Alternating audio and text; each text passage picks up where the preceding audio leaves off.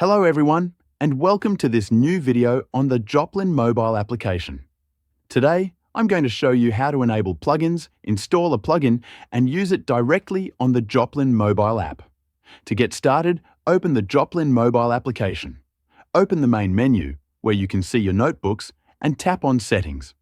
From there, go to the Plugins page. If this is your first time using plugins on mobile, you'll need to activate plugin support by tapping Enable Plugin Support. Once this option is enabled, the plugin's search interface becomes available. As a reminder, there is a dedicated page on the Joplin website listing all available plugins. You'll find the link in the video description. As you can see when I search for a plugin, for example by typing Markdown, many plugins are displayed. Some of them have a crown icon. These are recommended plugins that have been reviewed and validated by the Joplin core team or by main contributors. Others are marked as incompatible. This usually means that the plugin developer has not made the plugin available for the mobile application, or that the features the plugin relies on are not currently supported on Joplin Mobile. Let's now install a plugin. For this example, I'm going to install the Reveal.js plugin.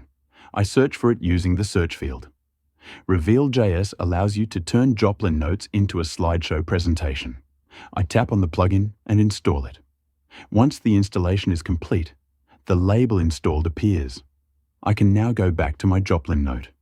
To use the plugin, open the Note menu.